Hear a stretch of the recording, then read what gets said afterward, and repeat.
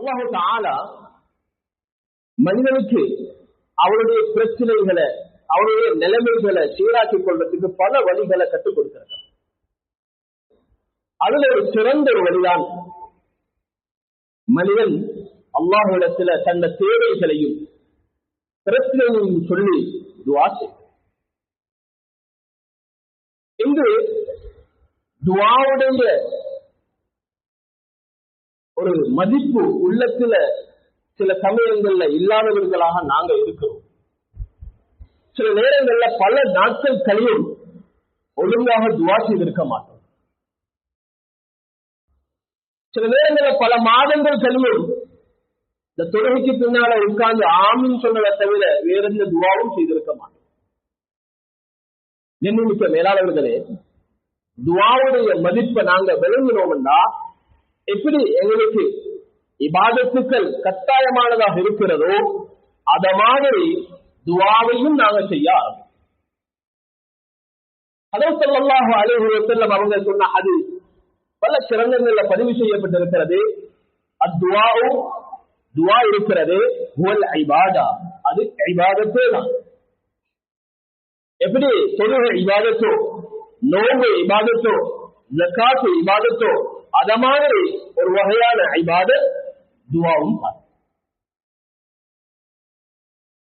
இன்னொரு ரிவாயத்துல ஹதரத் ஸல்லல்லாஹு அலைஹி வஸல்லம் அவங்க சொல்றாங்க, அத்துஆஉ முஹுல் இபாதா,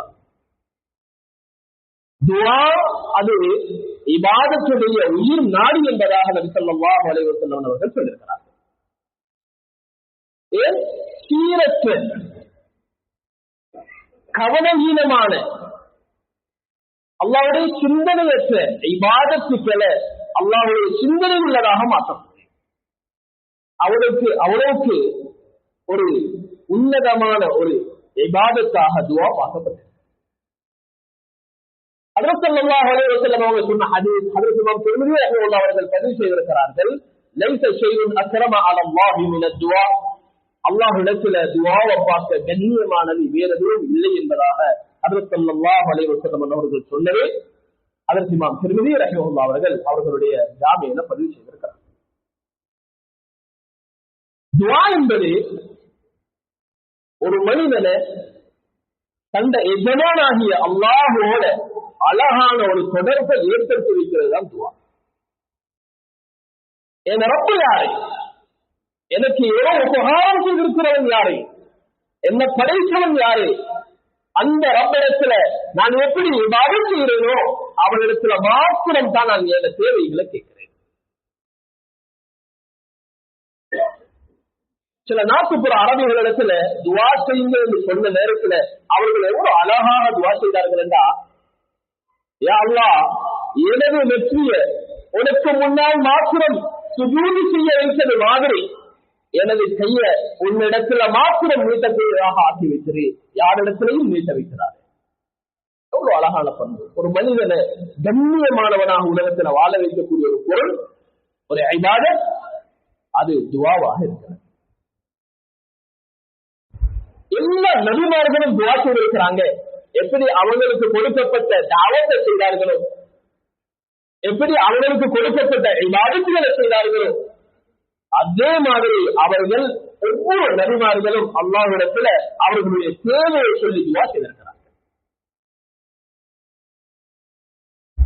ஜக்கரியா அலைஹிஸ்ஸலாத்து வஸ்ஸலாம் அவங்களோட விஷயத்துல அல்லாஹ் தஆலா என்ன சொல்றான், நாங்க அவருடைய துஆவை ஏற்றுக்கொண்டோம், அவருடைய மனைவியில இருந்த குறைகளை நீக்கி நிவர்த்தி செய்து சீரான ஒரு பெண்ணாக நாங்க ஆக்கி கொடுத்தோம்.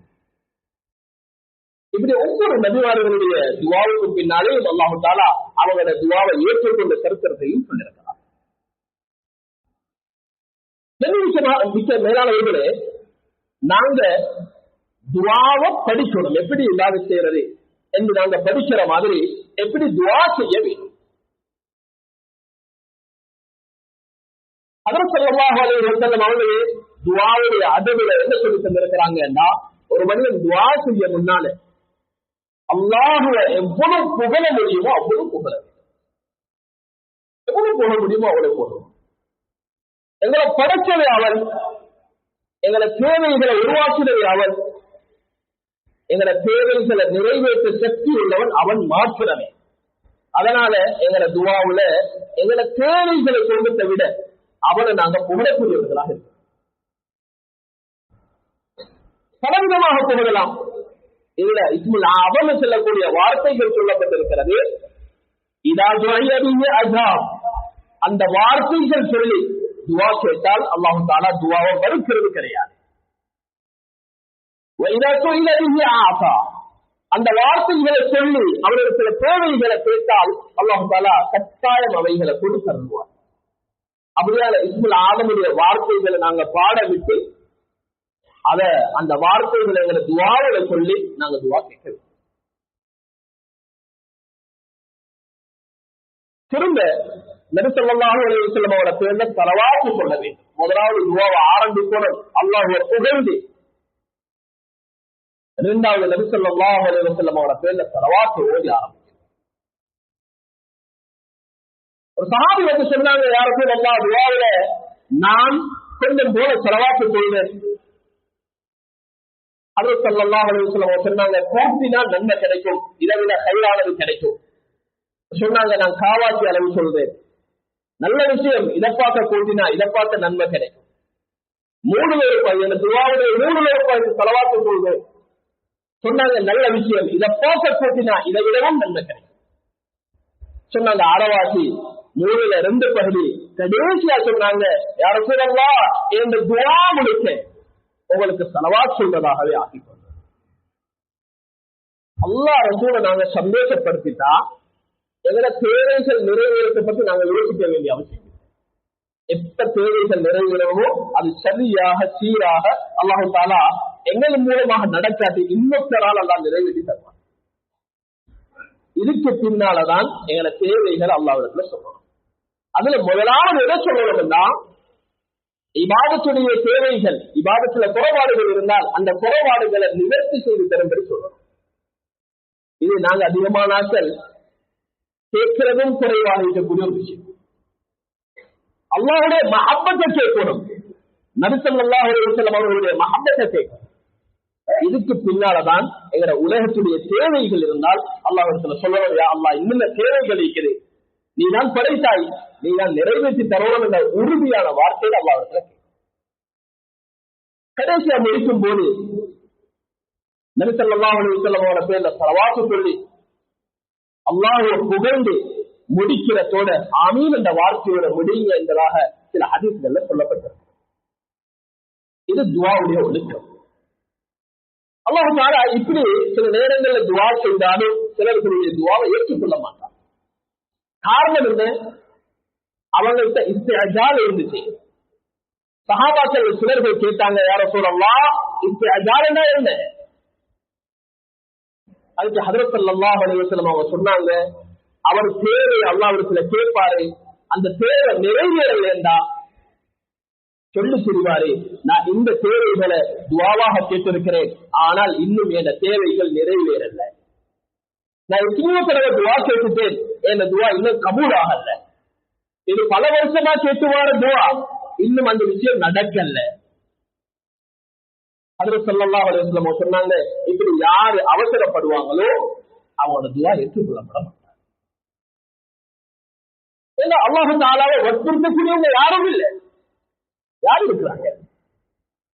அதனால அல்லாஹ் தஆலா அவன் நினைத்ததை செய்யக்கூடியவன். அவனிடத்துல நாங்க கிண்டும் பொழுது நிச்சயமாக அல்லாஹ் தஆலா எங்களை தேவைகளை நிறைவேற்றி தருவான். கற்பனை செஞ்சு பாருங்க, ஒரு மிஸ்கின்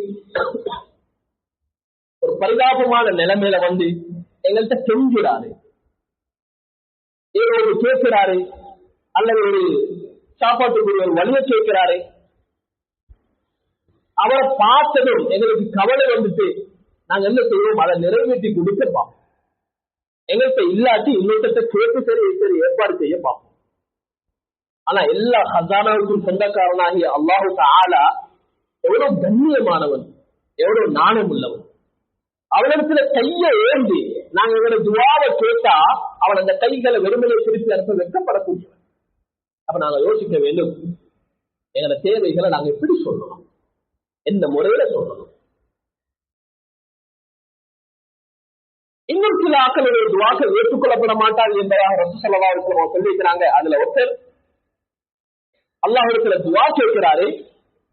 ஆனா என்ன சிந்தனைன்னா என்னென்னமோ சிந்தனையில நான் துவா கேட்கிறேன்னு சொல்லக்கூடிய சிந்தனை கூட இல்லாம துவா கேட்கிறாரு.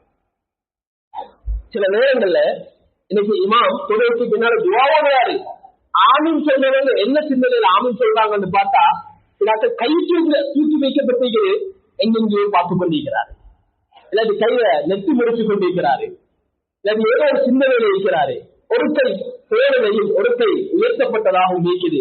இப்படியான பல விஷயங்களை நாங்க பார்க்கிறோம். இப்படியானவோட துவா ஏற்றுக்கொள்ளப்படும். யாருடைய கல்வி காஃபிலாக இருக்கிறதோ அவனோட துவா ஏற்றுக்கொள்ளப்பட மாட்டாது என்பதாக நபி ஸல்லல்லாஹு அலைஹி வஸல்லம் அவர் சொல்லியிருக்கிறார். அதனால நாங்க யார்கிட்ட கேட்கிறோம், யாருக்கு முன்னாடி உட்கார்ந்து இருக்கிறோம், எங்களோட தேவைகளை நாங்க எப்படி பக்குவமாக சொல்ல வேண்டும், எப்படி அல்லாஹ்வை நாங்க புகழ வேண்டும், இந்த முறைகளை விளங்கி நாங்க துவா செய்வோம் என்றால் நிச்சயமாக அல்லாஹ் தஆலா எங்களோட துவாக்களை ஏற்றுக்கொள்வார்.